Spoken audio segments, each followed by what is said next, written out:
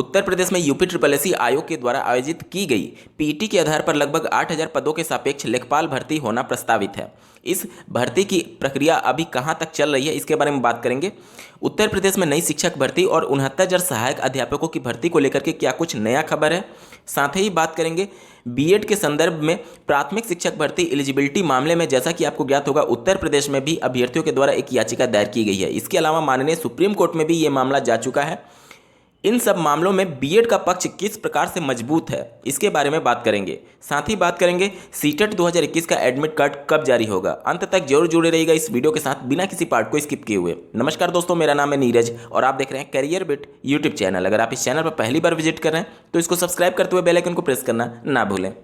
जैसा कि आपको ज्ञात होगा, लेखपाल नियमावली में संशोधन के लिए प्रस्ताव भेजा गया है। लगभग 7,882 पदों पर यह भर्ती प्रक्रिया प्रारंभ होना प्रस्तावित है, लेकिन अभी तक संशोधन को मंजूरी नहीं मिल पाने की वजह से ये मामला पूरा फंसा हुआ है। आप स्क्रीन पर देख पा रहे होंगे, राजस्व परिषद लेखपाल के 7,882 पदों पर होने वाली भर्ती फंसती हुई नजर आ रही है। लेखपालों की भर्ती के लिए कंप्यूटर की जानकारी अनिवार्य कर दी गई है। इसके लिए लेखपाल भर्ती नियमावली में प्रावधान किया जाना है, लेकिन इसमें अभी तक व्यवस्था ना हो पाने की वजह से भर्ती प्रक्रिया लटकी हुई है। उत्तर प्रदेश अधीनस्थ सेवा चयन आयोग इस संबंध में राजस्व परिषद को कई बार सूचित कर चुका है। संशोधित प्रस्ताव मांगा। राजस्व परिषद ने उत्तर प्रदेश अधीनस्थ सेवा चयन आयोग को इन पदों पर भर्ती के लिए प्रस्ताव भेजा था। इसमें पात्रता में कंप्यूटर की जानकारी के लिए ट्रिपल सी की अनिवार्यता संबंधित अर्हता का जिक्र नहीं किया गया था। आयोग ने राजस्व परिषद को लेकर के स्थिति स्पष्ट करते हुए संशोधित प्रस्ताव मांगा, लेकिन अभी तक उत्तर प्रदेश लेखपाल भर्ती नियमावली में संशोधन नहीं हो पाया है। राजस्व परिषद से लेकर के शासन के बीच में प्रस्ताव घूम रहा है। कैबिनेट से नियमावली संशोधन संबंधी प्रस्ताव पास होने के बाद ही भर्ती प्रक्रिया शुरू हो पाएगी। और जिस प्रकार से अभी शिथिलता बढ़ती जा रही है, आचार संहिता बिल्कुल नज़दीक आ चुका है, तो ये मामले भी आचार संहिता में फंस सकते हैं। लेकिन अगर विज्ञापन जारी कर दिया गया तो ऐसा कोई भी मामला नहीं फंसेगा। तो निश्चित तौर पर सरकार को और आयोग को इसमें तेजी दिखानी चाहिए कि आचार संहिता से पहले नियमावली संशोधित करते हुए इसका विज्ञापन जारी कर दिया जाए।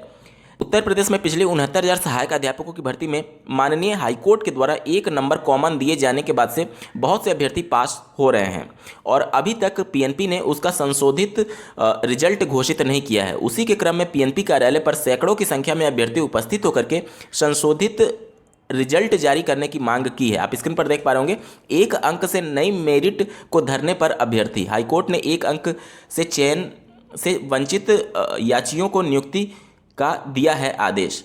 यहाँ पर आदेश के बावजूद भी पीएनपी अभी तक रिजल्ट घोषित नहीं की है और इसकी वजह से सैकड़ों की संख्या में अभ्यर्थी इससे प्रभावित हो रहे हैं और पीएनपी कार्यालय पर इसके लिए धरना प्रदर्शन किए हैं। वहीं उत्तर प्रदेश में नई प्राथमिक स्तर शिक्षक भर्ती मांग के साथ अभ्यर्थी एससीईआरटी कार्यालय पर धरना प्रदर्शन कर रहे थे, जहां से पुलिस प्रशासन बल का प्रयोग करते हुए उनको इको गार्डन भेज दिया गया था, जहां देर रात तक अभ्यर्थियों के द्वारा धरना प्रदर्शन किया गया। उनके द्वारा कुछ वीडियो क्लिप को देखिए। शिक्षक भर्ती दे सरकार, 1 2 3 4 शिक्षक भर्ती दे सरकार। शिक्षा मंत्री होश में आओ, होश में आओ, होश में आओ। योगी जी होश में आओ, होश में आओ, होश में आओ, होश में आओ, होश में आओ, होश में आओ, होश में आओ, होश में आओ, होश में आओ, होश में आओ, होश में आओ। भारत माता की जय। जैसा कि आपको ज्ञात होगा, माननीय लखनऊ खंडपीठ में बीएड अभ्यर्थियों के प्राथमिक शिक्षक भर्ती में एलिजिबिलिटी को लेकर के एक याचिका दायर की गई है। इसके अलावा अन्य राज्यों में भी याचिकाएं चल रही हैं और माननीय सुप्रीम कोर्ट में भी ये मामला जाने जा रहा है। तो क्या बीएड का पक्ष कमजोर है? नहीं, बीएड का पक्ष इतना भी कमजोर नहीं है। देखिए, माननीय जोधपुर हाईकोर्ट के द्वारा जो फैसले दिए गए थे उसमें जो मेन थीम था वो ये था कि एनसीटी जो एक संवैधानिक संस्था है, उसने अपनी तरफ से कानून नहीं बनाया है। तो अगर वो अपनी तरफ से कानून बना दे तो ये पूरा खेल ही खत्म हो जाएगा।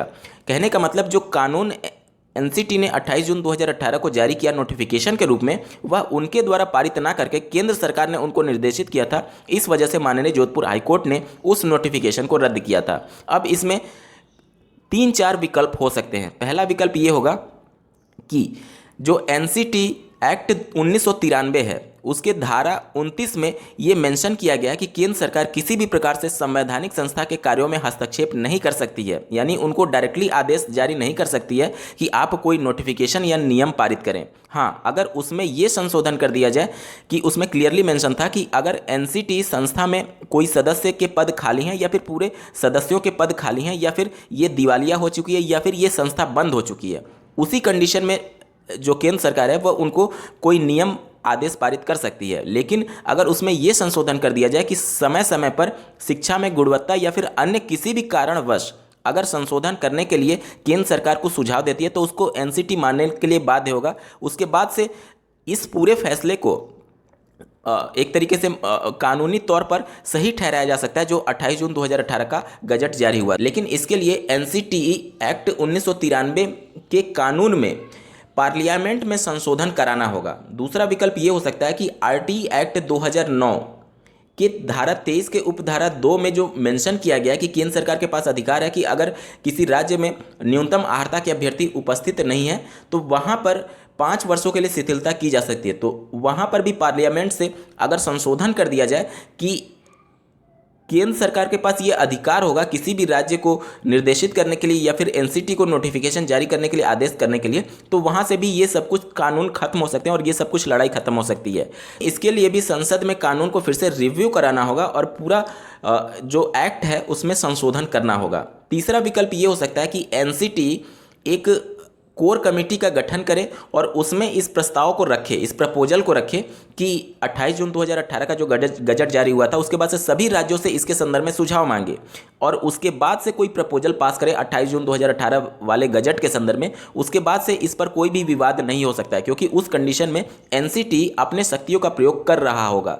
तो ये 3 रास्ते हैं जिसमें सबसे जो आसान रास्ता है बिना कानून में संशोधन किए हुए वह एनसीटी एक कमेटी गठन करके सभी राज्यों से सुझाव मांगे, उसके बाद से फैसला ले, तब इसमें कोई विवाद उत्पन्न नहीं होगा। तो ये सबसे आसान रास्ता था। देखिए, इस समय चुनाव का माहौल है और केंद्र सरकार नहीं चाहेगी कि उसके हाथ से वोट बैंक जाए। भले ही एनसीटी माननीय सुप्रीम कोर्ट में इस याचिका को दायर करे जो माननीय जोधपुर हाईकोर्ट में फैसला दिया गया था, लेकिन पूरा बैकएंड से जो सपोर्ट चल रहा है वो केंद्र सरकार का ही चल रहा है। आप देखेंगे केंद्र सरकार के द्वारा भले ही कानून बनाया गया था कि कोई भी हस्तक्षेप नहीं होगा केंद्र सरकार का, लेकिन आप समय समय पर देखेंगे इस गजट को जारी कराने के लिए या फिर पहले केंद्रीय शिक्षा मंत्री ये घोषणा कर देते हैं कि जो टेट का सर्टिफिकेट है वो लाइफ टाइम वैलिड होगा, उसके बाद एनसीटी नोटिफिकेशन जारी करती है। तो भले ही एनसीटी एक संवैधानिक संस्था होने के बावजूद भी केंद्र सरकार का प्रत्यक्ष तौर पर उसमें हस्तक्षेप हो रहा है।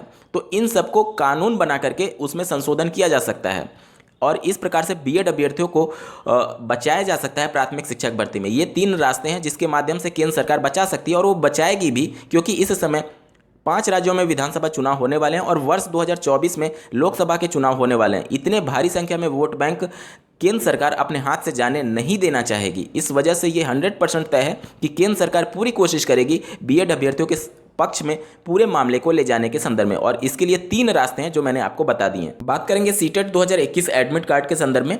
तो जैसा कि ऑफिशियल नोटिफिकेशन में मेंशन किया गया था कि दिसंबर के पहले सप्ताह में एडमिट कार्ड जारी हो जाएगा। दिसंबर का पहला सप्ताह लगभग समाप्त हो चुका है। सीबीएसई के द्वारा ये सूचना दी जा रही है कि 1-2 दिन के अंदर आपके एडमिट कार्ड सीबीएसई के द्वारा जारी कर दिए जाएंगे। आज के वीडियो में बस इतना ही। ऐसे ही महत्वपूर्ण अपडेट के लिए इस चैनल को सब्सक्राइब करना ना भूलें। इस वीडियो को देखने के लिए आपका बहुत बहुत धन्यवाद। भगवान करे आपका दिन शुभ हो।